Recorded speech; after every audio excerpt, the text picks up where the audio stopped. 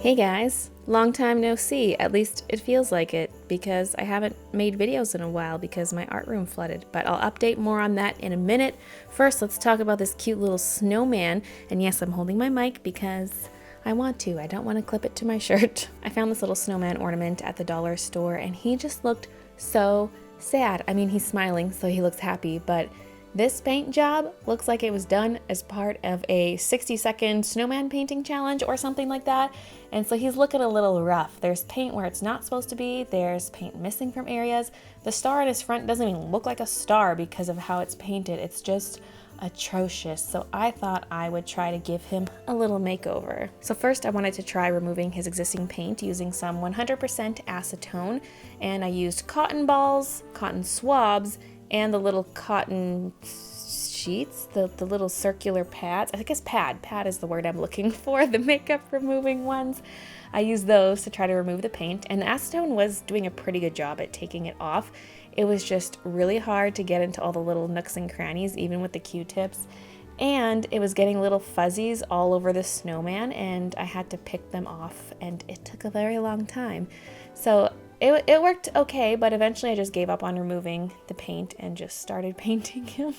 I was gonna maybe cover him in a coat of gesso, which is just white, but I decided against that because the colors I had in mind for him were similar enough to his existing colors that it was okay if the paint wasn't fully removed, or fully covered up, I should say. So then I took my acrylic paint and just started painting. So now a little update on the whole flood thing. So if you saw my last video, I showed how my art room had flooded. It wasn't the worst thing ever. It was about an inch of water in the deepest areas, but it was still not so good because I had a lot of cables and cords on the ground. I had a capture card on the ground, one of my external hard drives. I still don't know the fate of the hard drive, but the capture card is toast and I had to buy a new one. And then my Cintiq worked at first and then it stopped working, and I was really scared because that's really expensive, and I thought maybe it's just the power cords, so I ordered a new one online. But before it arrived, my Cintiq just randomly started working again, and I was like, okay, hopefully it stays this way. So far it's good and it's working, so there was not much for casualties in the flood, thankfully. As for why it flooded, at first the rental manager and landlord thought that some drainage was clogged outside, and we had someone come and look, and it was a sub pump failure. So the sub pump is supposed to pump water away from the house, but it stopped working, and so the water just started filling up inside the house. And of course it targeted my art room of all rooms. I guess that's the lowest room in the house.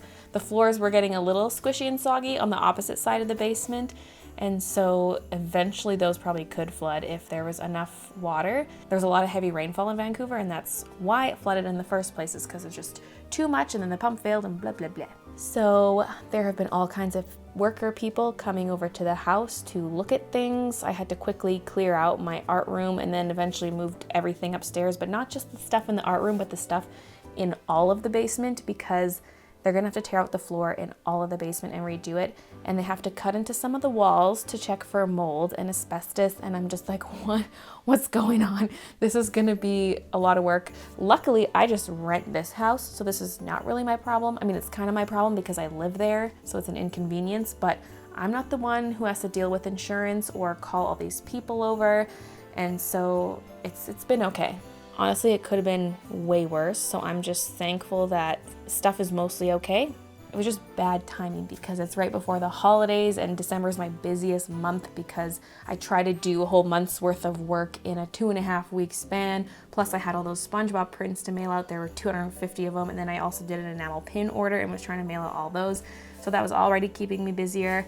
And then this came on top of it, and I was like, why?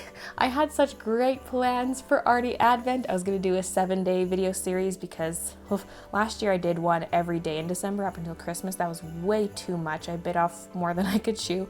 I mean, I did it, but I don't want to do it again. And so I thought, oh, I'll do a little week-long thing this year.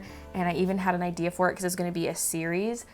And I just didn't have time because of all of this, because like I said, we had to clear out my room. It was just so much work moving all the furniture, and we had to shove everything upstairs. And I did decide to permanently relocate my art room upstairs, but first we had to move all the furniture into that room because we were having people over in a couple days for a Christmas party, and I didn't want to cancel it. and so I wanted to keep the kitchen and living room area clear. So then it was all in that room for a couple days, and then got moved out into the living room, and it's been so much. So I finally just got my art room set up to a usable point, and I was like, cool, I have like 3 days to do Arty Advent. That's not happening. Well, really, I needed the first video filmed and edited on that first day so it could go up the next day. Pretty much it was impossible, but I love my idea for it so much that I still want to do it. It's probably going to go up in January or February, and I'm going to have to call it something else because it's not going to be Arty Advent anymore, even though I was really excited to use the same intro and music. But I'll just call it something else, but I'm still going to do it because I really want to do it. But like I said, the art room is mostly assembled, and I just need to get all my pictures back up on the walls and organize some cables because underneath my desk it looks like a huge mess. But once that's all sorted, I can do another art workstation tour. I remember thinking, this year's workstation tour, I guess next year's, 2019's, isn't going to be that much different than 2018's.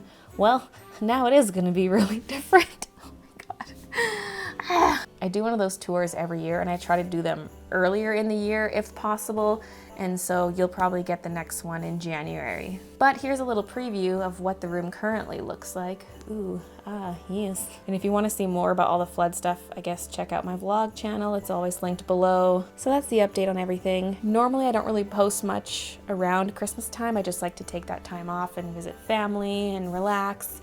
But I do have some stuff coming for you guys just because I haven't been posting much for the last week and a half to 2 weeks because of the flood stuff. So I have some stuff coming. And then in January, I'll be fully back into the swing of things. So now back to my little snowman ornament. I definitely think it's an improvement over the original, but I feel like I used too many pearlescent colors. Well, the gold isn't really pearlescent, it's metallic, but then I used the pearly white on the snowman, which I liked, but then I also used a pearly turquoise color on the scarf and tree, and I think it just looked too pearly. It was just weird because the pink on the snowman has no pearl to it at all, but then everything else is really shiny.